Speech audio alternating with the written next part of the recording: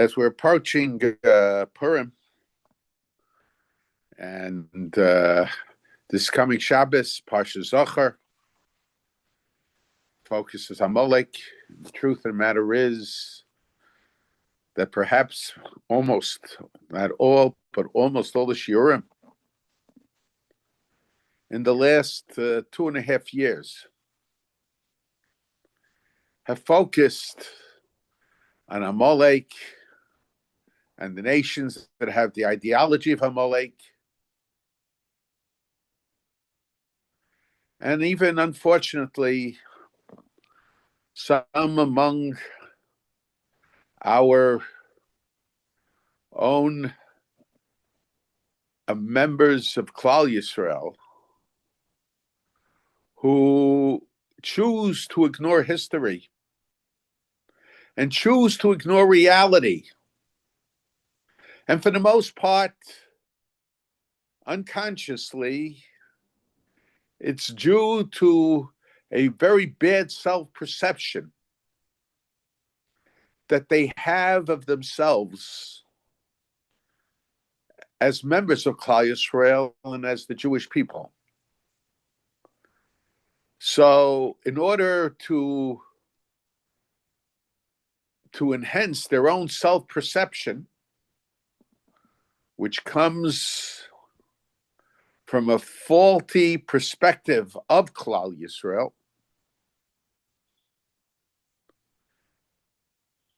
they sometimes join the enemies of Klal Yisrael. Now, but especially since this week is we're entering is Parshas Zachor, which serves as an introduction to Purim. And Purim is a holiday that commemorates the Jewish people defending themselves from the descendants or the ideological descendants of Amalek. It's important to focus on Parshas Amalek.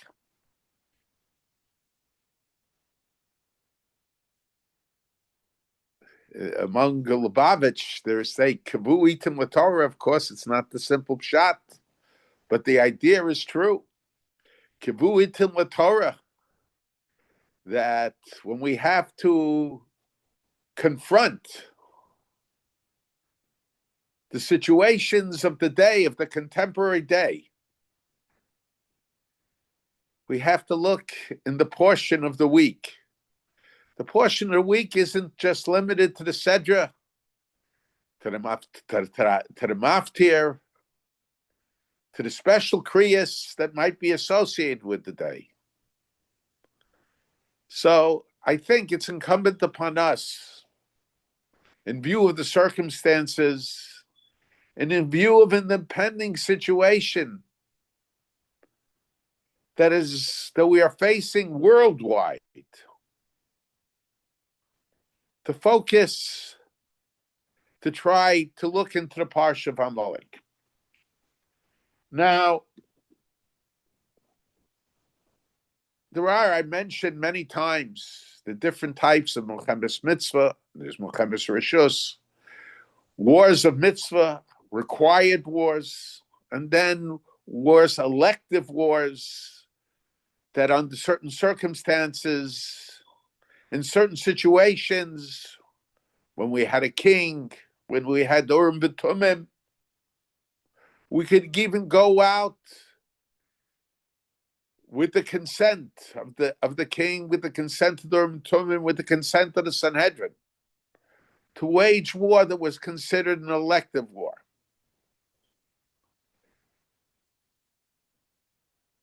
But there's a difference. But as far as the Milchemes Mitzvahs are concerned, the wars of mitzvah, there are 3 types of Milchemes Mitzvah. I always mention, according to the Rambam, Milchemes Shiv'amim, the war against the 7 nations of the world that resided in Eretz Yisrael, the war against the Canaanite nations, the war against Amalek, and Milchemes Yisrael Miyat Sheba Alehem, and the war of the Jewish people against the enemy who attacks them. But there is a difference between the war of Amalek and the other wars. By Amalek, it seems, certainly from Rashi and Chumash, that it's not just a war, waging war against the people of Amalek, but it's a war to destroy even some of the possessions of Amalek. And really it has its source in Shmuel, which is the Haftorah. In Shmuel, when Shmuel tells Shaul to go wage war against Amalek, Shmuel tells Shaul, Ata, now go, v'hikisa es Amalek, and smite Amalek, v'hachramtem es kol asher lo, and you shall destroy all that is his. Below sachmal olav, do not have mercy on him. Vehemata, you shall kill meish v'ad isha, both man and woman. Me'olo v'ad yonek, even young children. Mishor v'ad seh, ox and sheep and camels, migomo vat chamor, and donkeys. And so this is the mitzvah of waging war against Amalek, is eliminating even the animals of Amalek. And Rashi says, Mishor v'atzeh,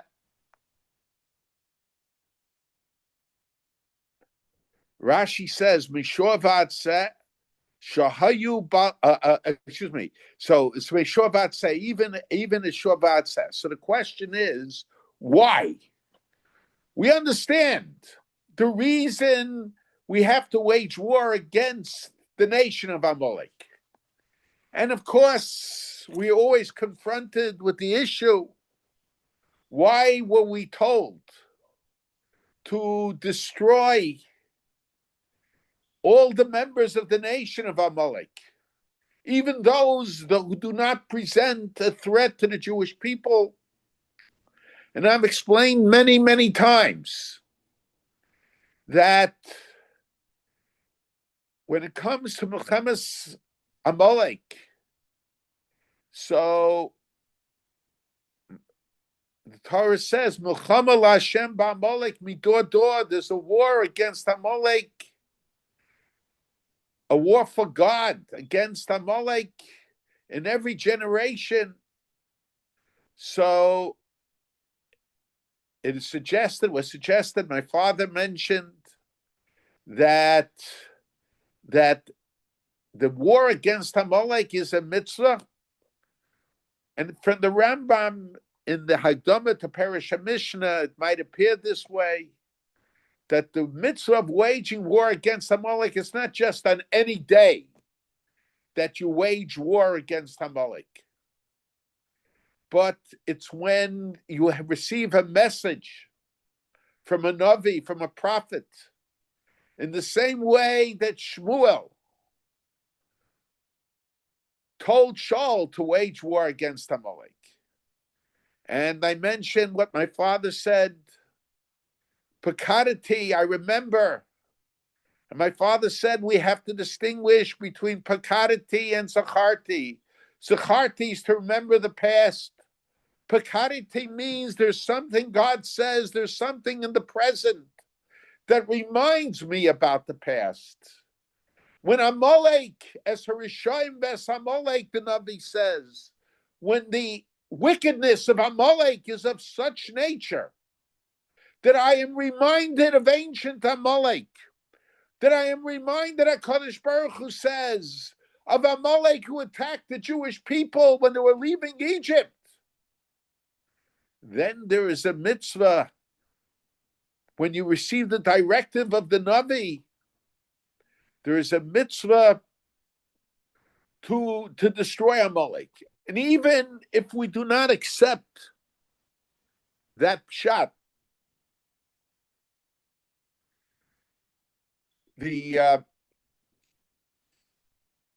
one of the texts in the Rambam in the Sefer HaMitzvahs and the later manuscripts, when I say the later manuscripts, the manuscripts that have been made public after the initial printing of the Sefer HaMitzvos, says that even by Milchemes Mitzvah, even by a war of mitzvah, the war, like the war of Amalek, there is only a mitzvah to go to war against Amalek when there's only a mitzvah to go against, go out in war against Amalek when we receive the permission of the Urim V'Tumim.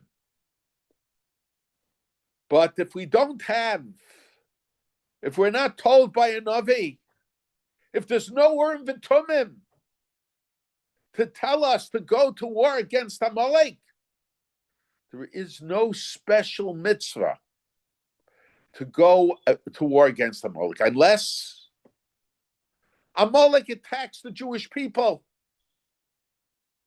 And not just Amalek, any nation motivated by the ideology of Amalek, who goes out in war against the Jewish people.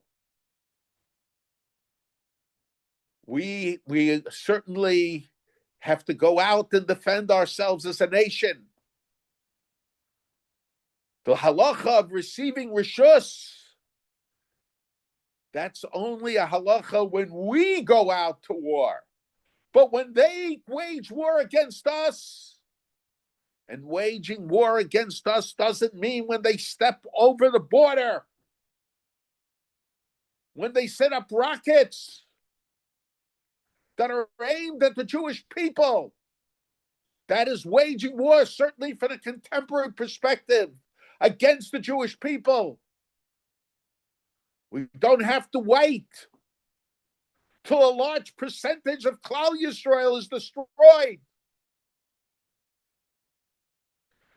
Zachor Yemo Solam, we have to remember the history.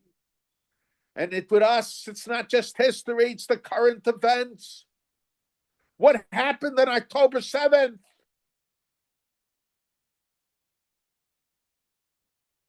So then there's a din of self-defense. And I always mention, even when I'm with Amalek, even when Amalek doesn't attack us yet, but if the Navi comes and warns us and tells us, as Shaul, as Shmuel told Shaul, to go fight Amalek, or if we receive direction from the Urim V'Tumim after a request, whether we should go fight Amalek, that we should go fight Amalek, it's because HaKadosh Baruch Hu, in looking at Amalek today, is reminded of ancient Amalek. And he says, if you don't kill these people, down the road, they will kill you.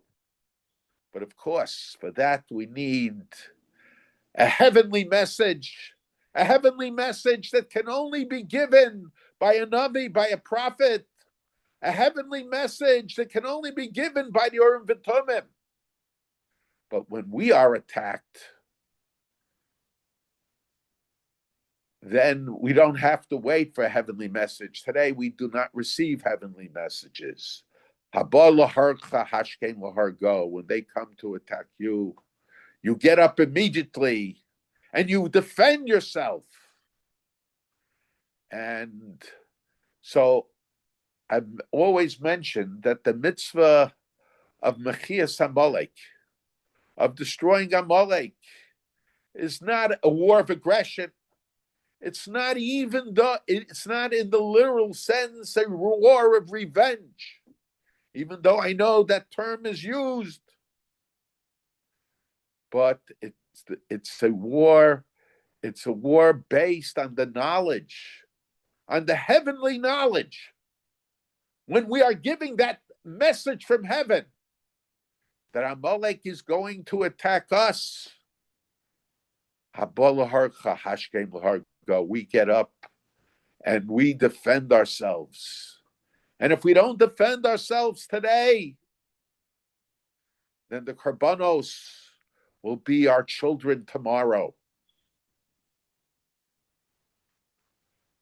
And the mitzvah schiras Amalek, of remembering what Amalek did, or what the ideology of Amalek did. After all, when we think about it,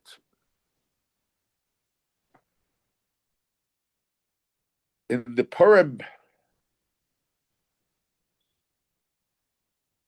in Megillah, and the events of Purim, okay, Haman was a descendant of Agag.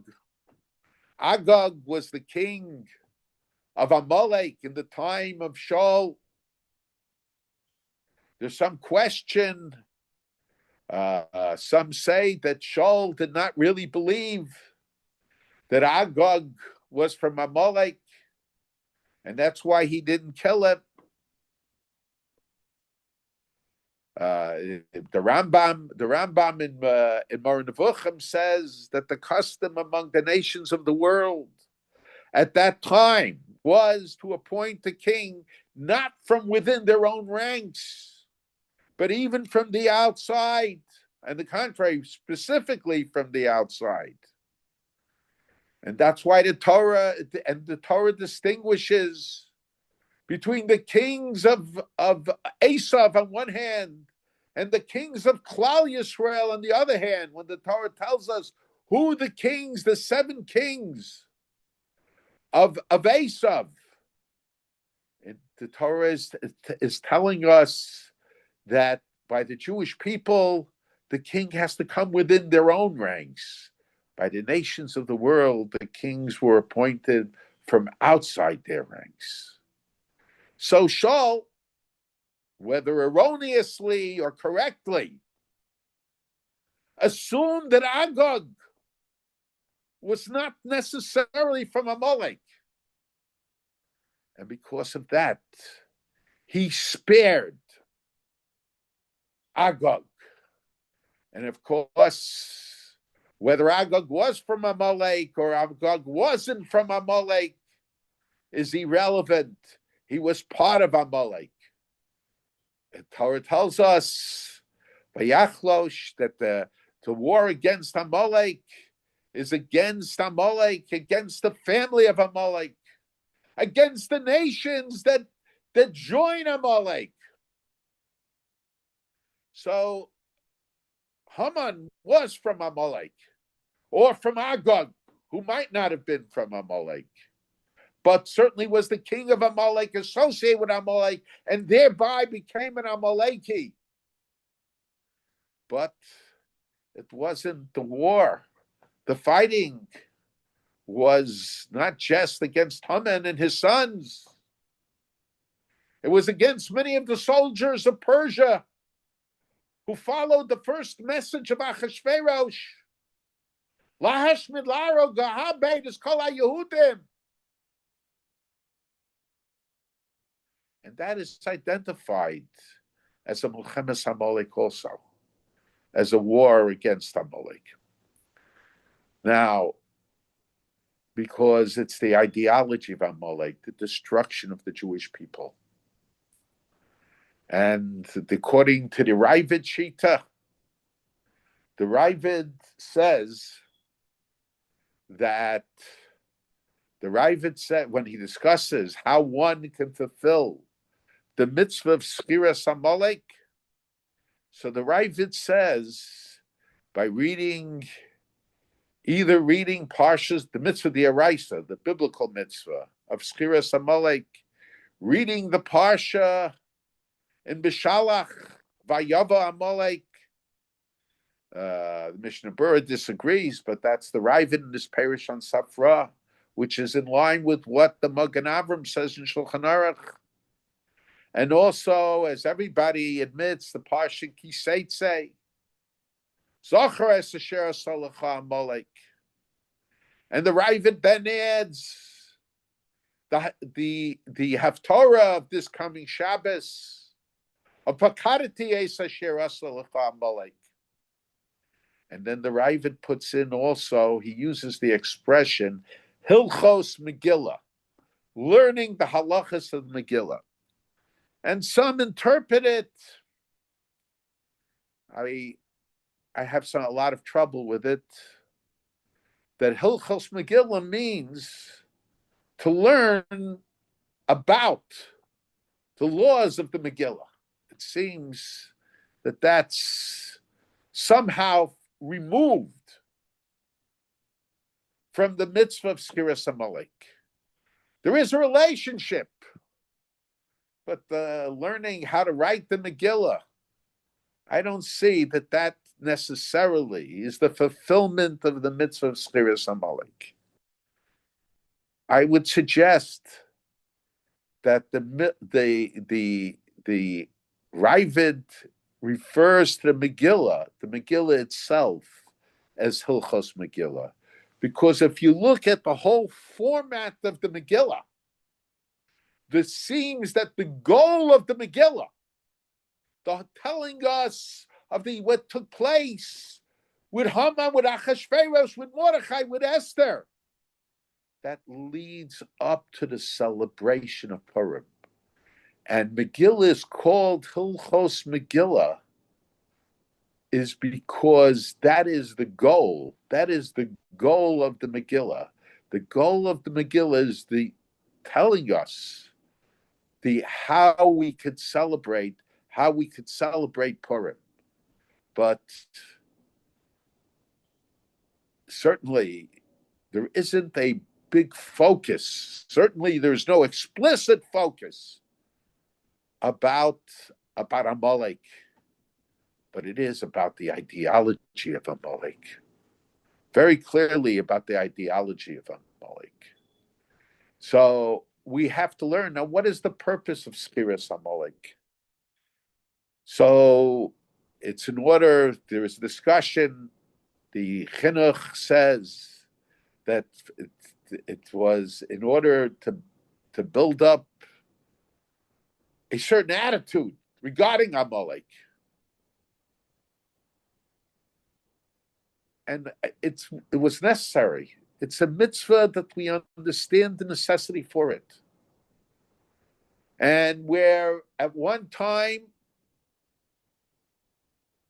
people might have had some questions that really weren't questions. But today, if anybody is aware of what's happening in the world, when we look at some of our own brethren,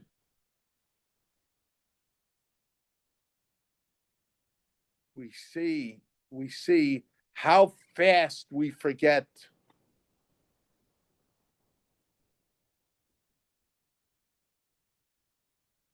Jews forgot from October 7th to October 8th.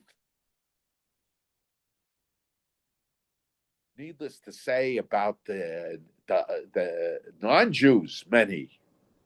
What happened on the college campuses? Oh, they were coming to defend the poor people of Gaza who participated in the murder and the rape that took place on October 7th.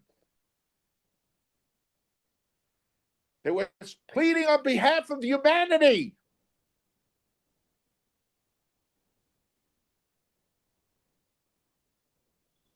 And now, when we see the son of Israel, Iran, killing 30 some odd thousand in a matter of a couple days. Where are all these people who are pleading on behalf of humanity? Where are the protests at Columbia University? Where are the protests in the city of New York?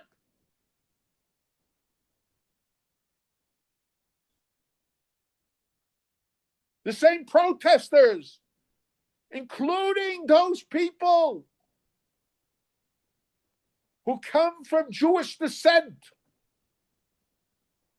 I'd rather not identify them as being Jewish. We see in Hanukkah, Chazal talk, and in the Alanisim, we talk about the Yavanim, not the Misyavanim. Because in certain situations, we have to see the Misyavanim as they were Yavanim. The Hellenists says that they were Greeks, Syrian Greeks, but we don't want to identify them as Jews. When they march against Klal Yisrael, when they march to allow Sonei Yisrael to murder and to rape the members of our faith, the members of our nation, and those who they should consider the members of their family.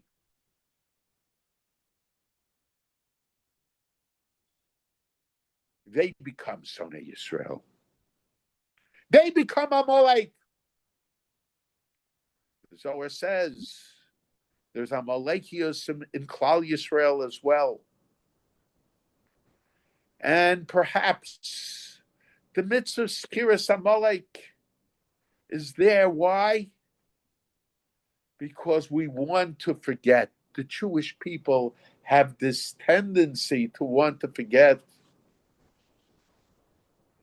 We say in Parshas Bo El Paro, Kanir Badatias Libo Beslev Avadav, Laman Shisi Osa Sayela Bekirbo, Ulaman Tisaper Bosne Bincho Ben Binchai Sashiris Halalti Bimitzrayim.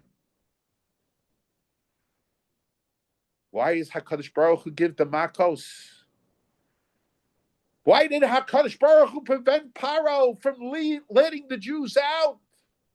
Because Paro didn't want to let the Jews out. He was being forced to let the Jews out. So people will say, oh, Paro was such a good person. Instead of celebrating Pesach, we should celebrate Paro's birthday, the great liberator. The Abraham Lincoln of the Jewish people. So HaKadosh Baruch Hu hardened Paro's heart.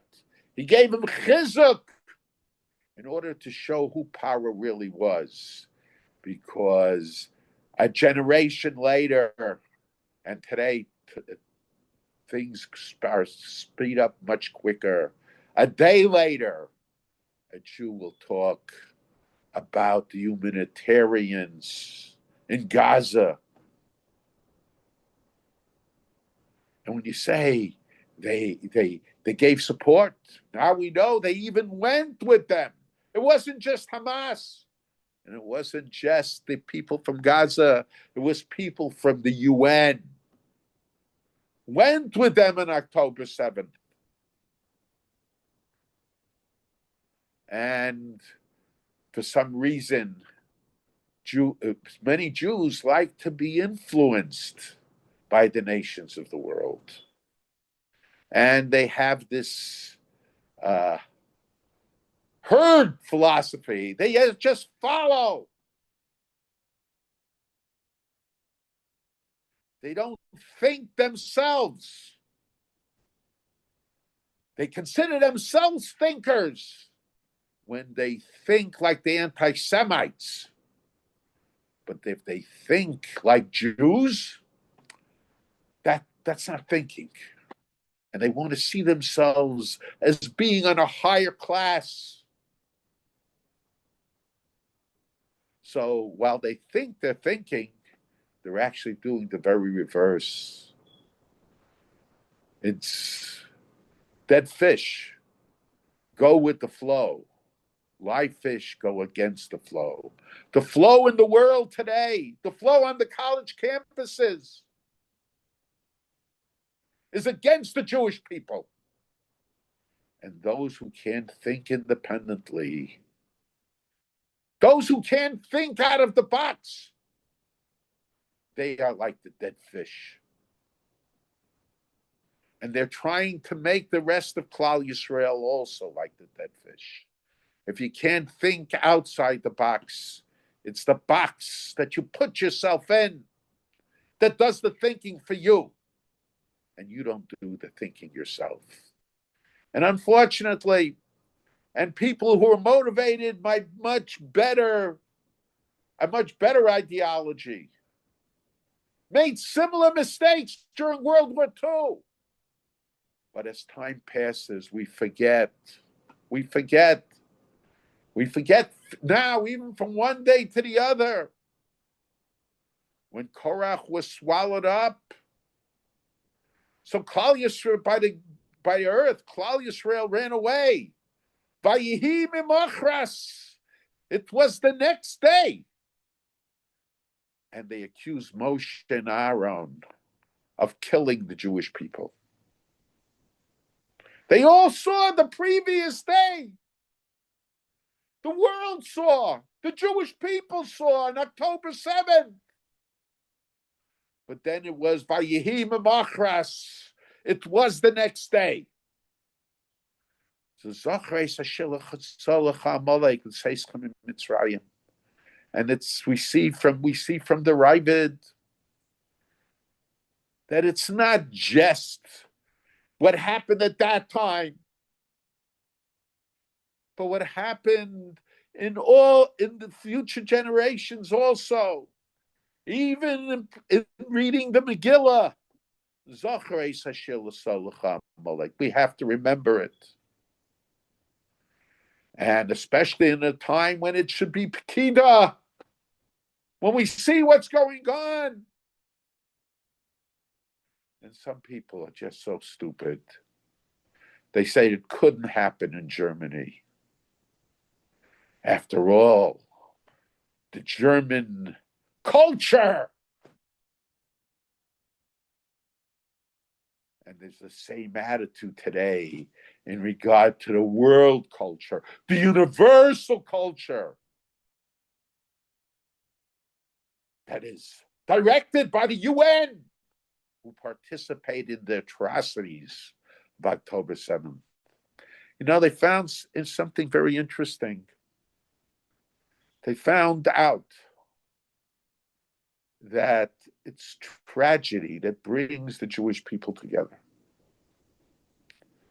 And there were trips taking young Jews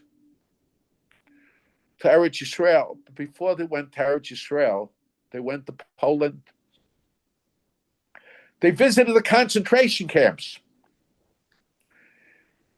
in order for the people to understand the necessity of a Jewish state. During World War II, there was no Jewish state to run to.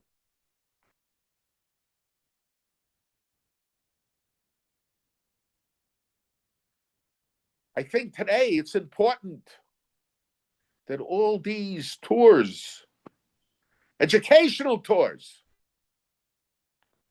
yes, they should continue going to the concentration camps in Poland.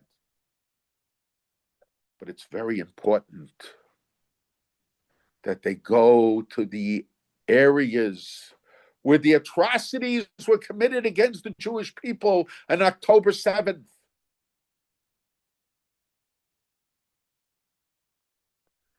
For the Jews to understand. Don't think that after World War II, because of the democracy, because of the UN, because it is, the Jews are protected.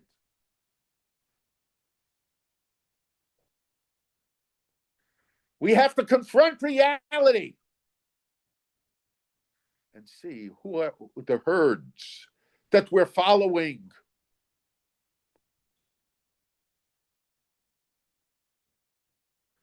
Where are these people when it comes to the people being killed? Okay, comes to Jews, people dismiss. It's all the Jews' fault.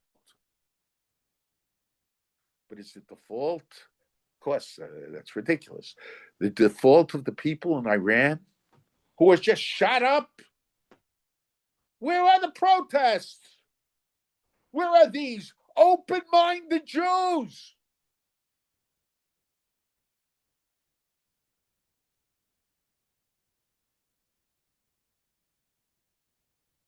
Or we're only concerned about the lives of the murderers?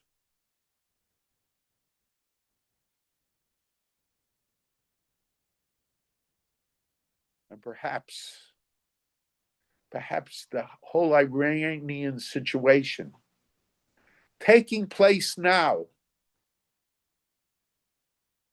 should serve as a lesson, because it seems very unfortunate that many among our own people, when Jews are killed, they'll say, like the head of the UN, it didn't happen in a vacuum.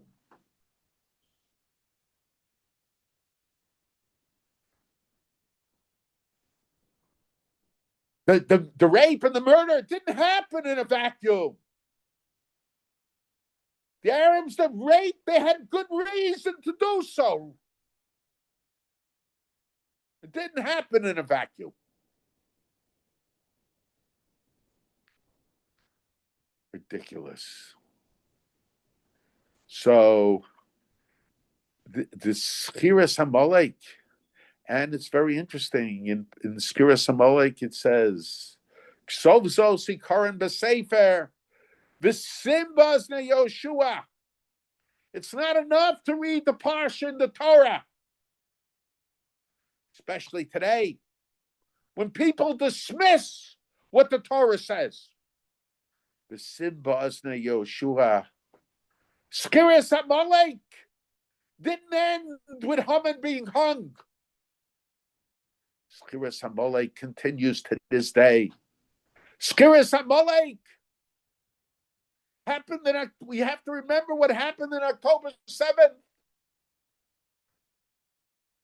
We have to remember about the hostages, the conditions that they kept the hostages in. But when Israel imprisoned some prisoners and they didn't give them the proper television, then there was an outcry in their prisons. But when the Jews were being starved in the tunnels that the nations of the world paid for,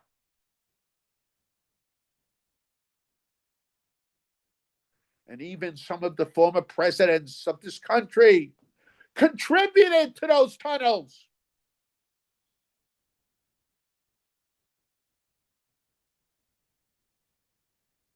So then, that they keep quiet. I once heard from my father, based on the Yerushalmi, that when is kanois if it's consistent. But if it's not consistent, it's hypocrisy. All these people who went out, the Jews, who went out screaming against Israel, and now we're not screaming against Iran, against all these other countries. They're not idealists, they're hypocrites. And the hypocrisy comes from the fact that they have a bad self-image as Jews. They try to use it to build up their self-image. I'm a Jew, but you see, I identify with the murderers, with those who murdered the Jews.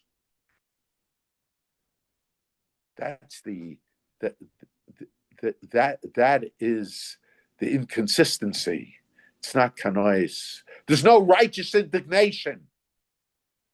It's sort of like a borderline personality where people internally have a very bad self-impression, and then they do all kinds of terrible things to overcome the effect of that bad perception. And long term, they only make it worse for themselves, but unfortunately for the other Jewish people as well. So we have to now the mitzvah of Mechias Amalek. So the mitzvah Mechias Amalek is a mitzvah of self-defense. Self-defense of right now, self-defense of later. But the question is, why is it that the mitzvah Mechias Amalek, the way Rashi explains it in Parshas Kiseitze, is to kill not only the people of Amalek, who later on will contribute, if they're let to live, to the murder of Jews, but it will also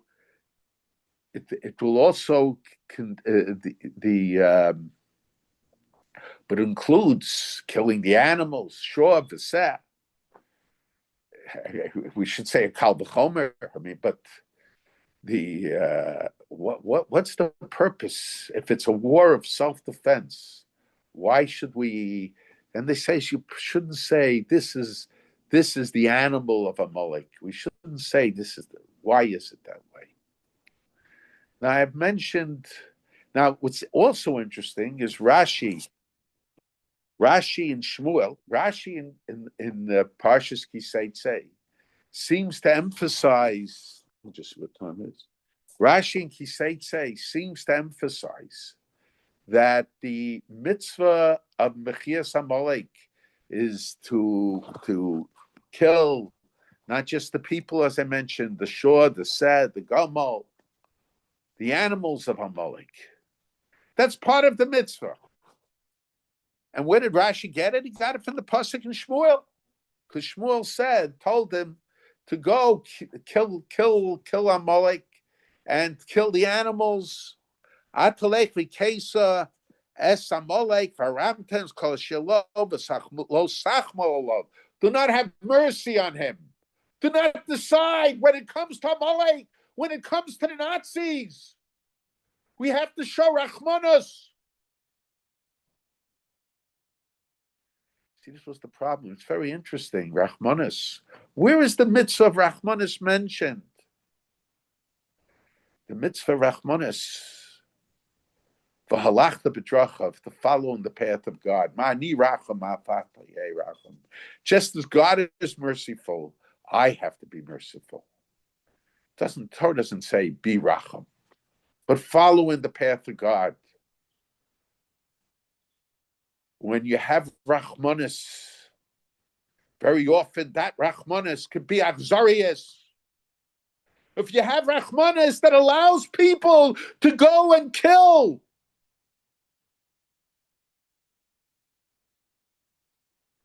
then it's not Rachmanis. Maybe in the halls of the UN, it will be considered Rachmanis. In the halls that approve of murder, then it will be considered Rachmanis. There it will be considered Rachmanis. But for us, Rachmanis for halachta b'drachav. And that was Shaul's mistake. The lo sachmal alav. Do not have Rachmanis on Amalek. Because if you have Rachmanis on Amalek, Amalek is going to destroy you. Amalek is going to kill you.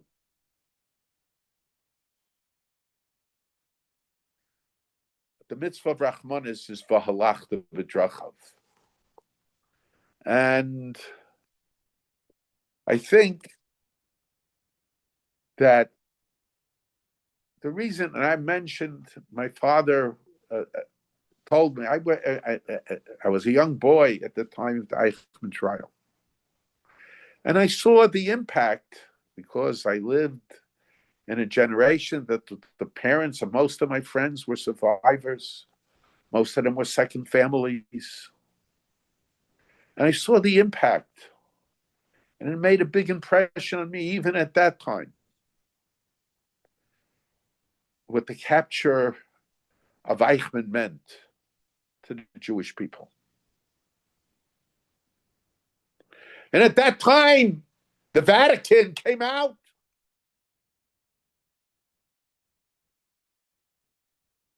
that that Israel should not use the death penalty against Amalek, the mastermind of the murder of 6 million of its people.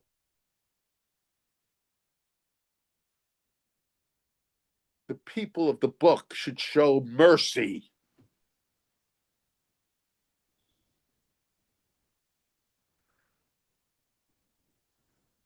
I don't see the Pope screaming that much like he screamed about the Jewish people. I'm not saying he didn't say something, but you certainly don't hear it in the way you about with the murders that took place in all the countries, even where Christians are being annihilated, like he screams against the Jews.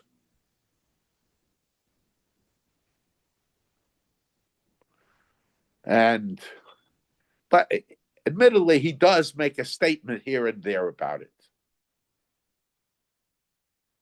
But the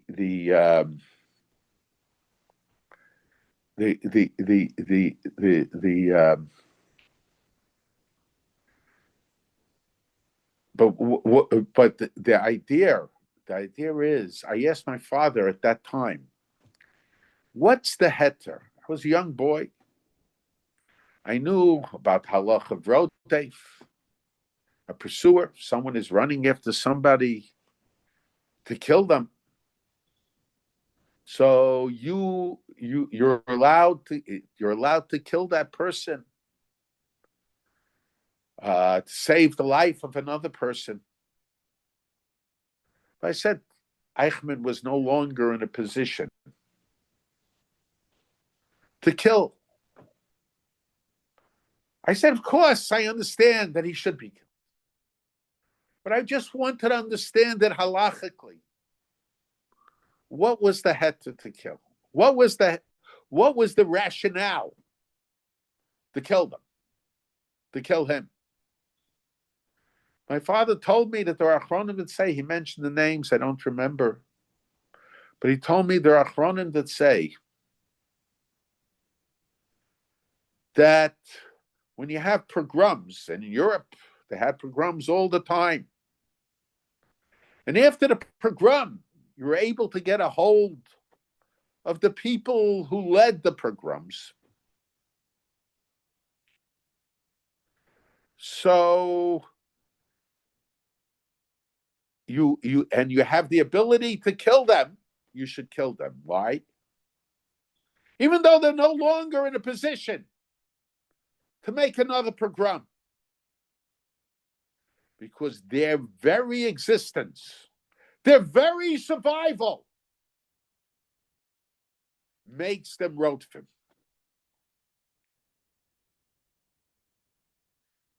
It's considered that they're continuing, their survival is serves as an inspiration. And that's what Amalek was. Amalek was an inspiration, remained an inspiration to Sonei Yisrael, to the enemies of the Jewish people, that you can get away with it. That at the UN, they'll stand up for you. That at the UN, they'll say it wasn't done in a vacuum. And you'll find Jews some dressed with kapotas, and some dressed like they were all the way on the left. Not like they were. They were all the way on the left. Who will back them up?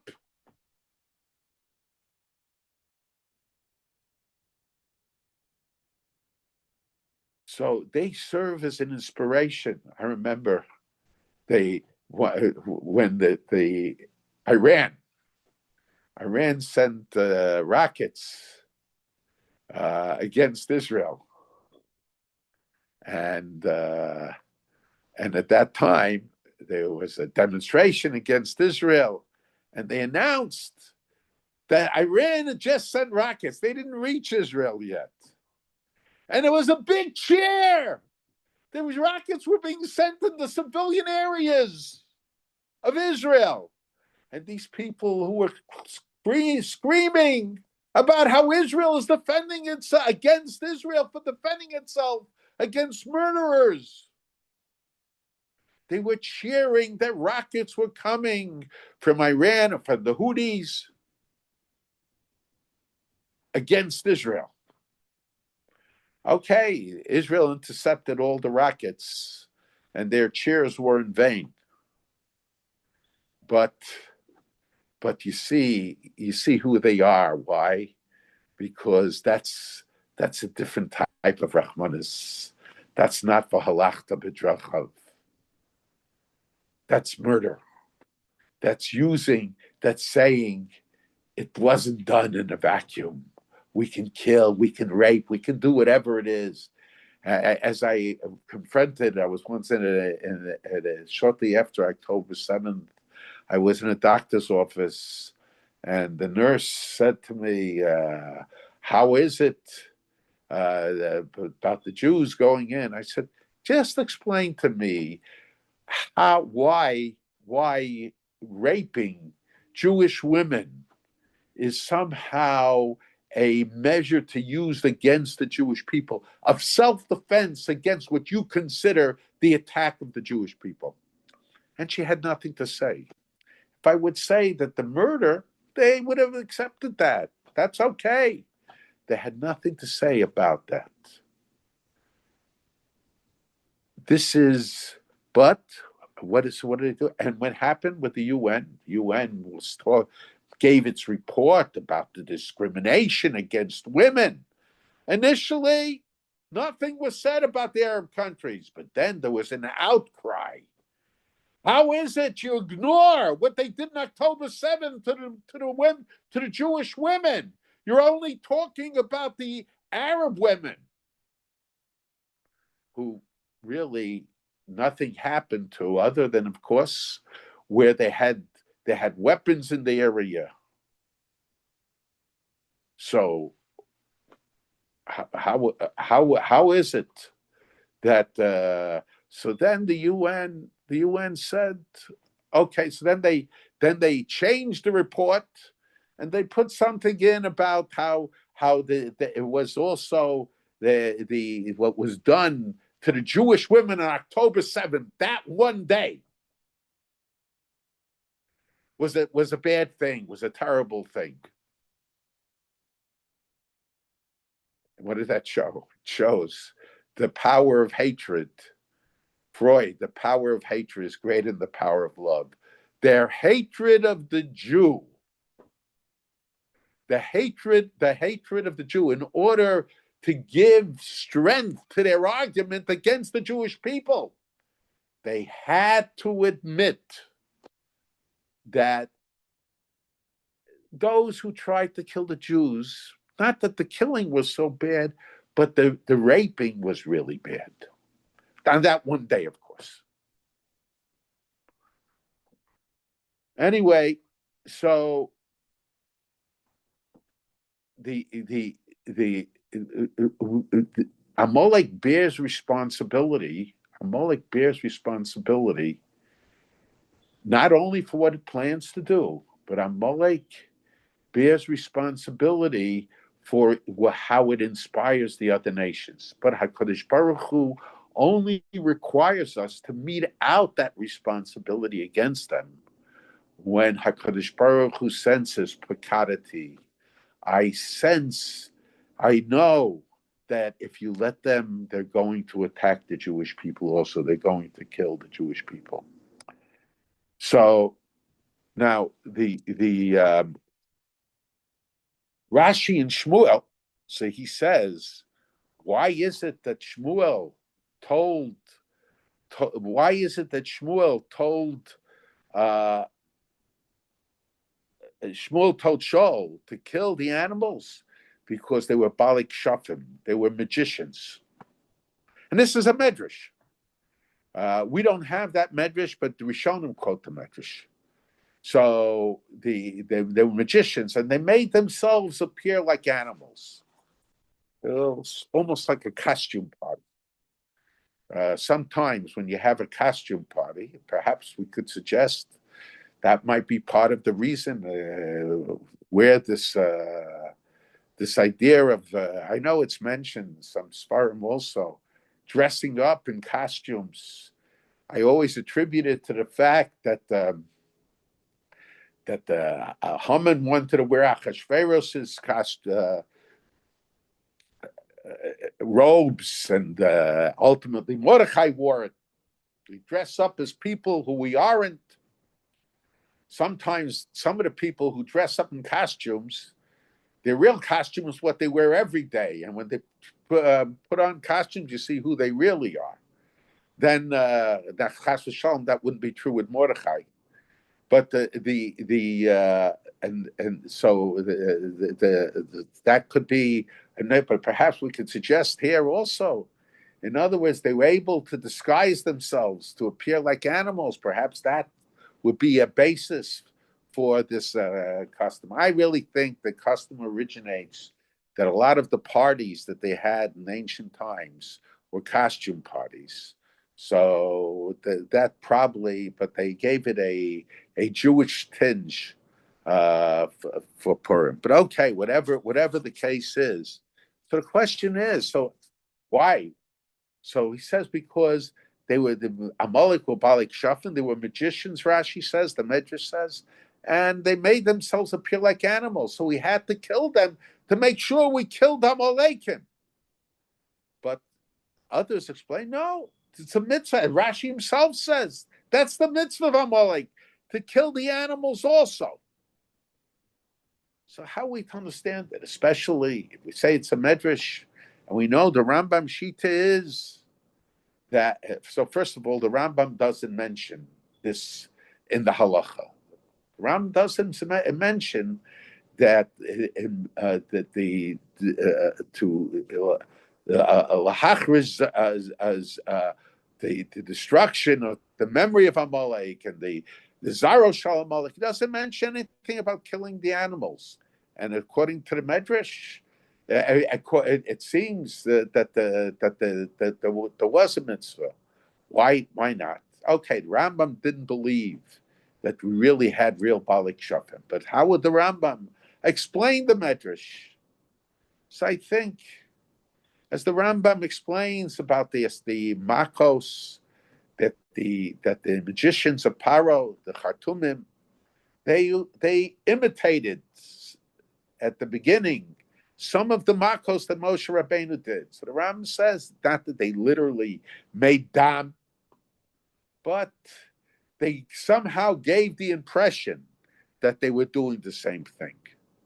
I think we could suggest the Balik Shafim weren't really Balik Shafim. The Balik Shafim just gave the impression that they had a way of that they could make people look like they were animals. So there was a belief at that time that they could do it. The fact was that they couldn't do it. But there was a belief among the nations. It was important for the Jewish people. It's important for the nations of the world to recognize that if you try to destroy the Jewish people, the end is that you will be destroyed yourself. Because if you are not destroyed, if you who attack and try to kill the Jewish people, are not completely destroyed, and especially Amalek, who was the first one to destroy the Jewish people, to try to destroy the Jewish people. So if people could point to the animals and say Amalek survived, because they would believe that the animals are really disguises, magical disguises. So that inspires them so many times, because Israel doesn't finish the job. And I'm not saying to kill everybody, but always the nations of the world interfere. The 6 Day War, they interfered. They didn't prevent the other nations from attacking Israel, but they interfered from Israel completing its self-defense. The Yom Kippur War, they always interfered. And what did the nations learn? We can do it again. We can do it again. There is this need. There's this need for the world to recognize that if you initiate attack against the Jewish people, Amalek was the initiator of the attacks against the Jewish people. It's not that we have to kill the animals of Amalek, but we have to let the world know that Amalek didn't survive. And if they believe in a situation where there was a belief that they were magicians who could turn themselves to look like animals, they'll believe Amalek survived. So it was necessary to kill the animals because of the belief that existed at that time. Obviously, later on, that belief ceased to be there. There was no more a belief that the Amalekim could turn themselves into animals. So, Mocho Timcha Zachor Amalek, in a period of time where there was a belief that Amalekim could turn themselves into, to have the appearance of animals, they will think that Amalekim somehow succeeded in surviving. And you can try to destroy the Jewish people and you will survive. So that's the reason it was necessary to destroy the animals. But the Rambam doesn't mention it, the halacha, because that was only at the time there was that belief. But when that belief is no longer there, it's not there anymore. And that's what we have to understand. We have to understand that a war of defense has to be of such nature that we're not only making a ceasefire, but it will be that we will have peace. We'll be able to rest. Peace doesn't just mean that we have to be concerned that we'll be attacked at every, doesn't mean that, okay, for one day. You see what's happening in Gaza with all the commitments and all the promises.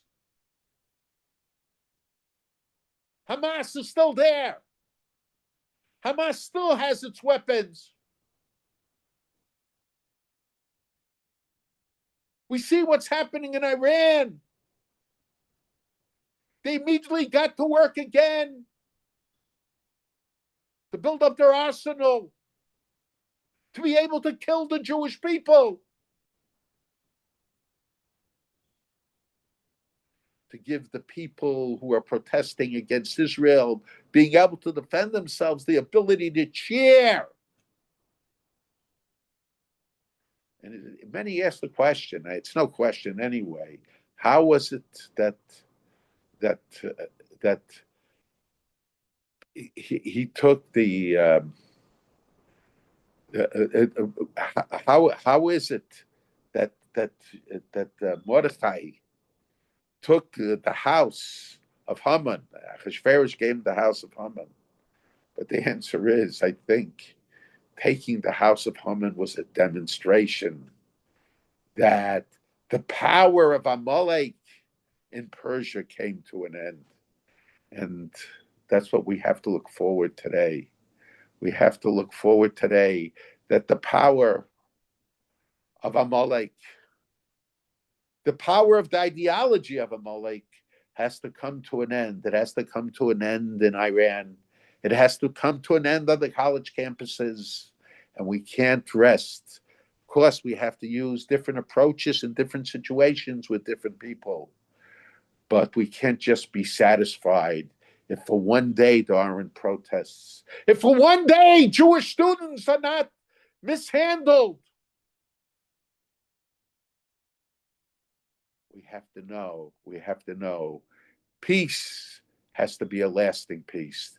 If it isn't a lasting peace, we're just giving the enemy the ability to rearm and to plan against the Jewish people. Okay. If anyone has questions, please put them in the chat.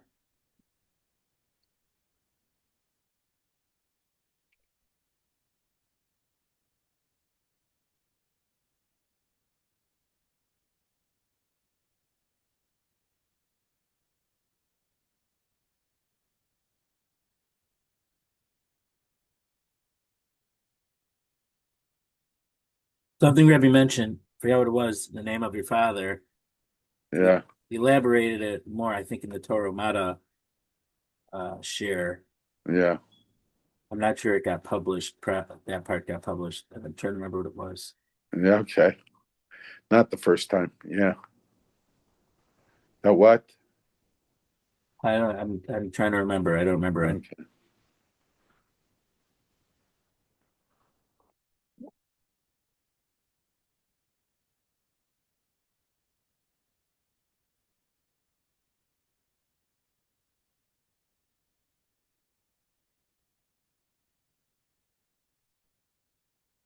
Maybe there aren't any Okay.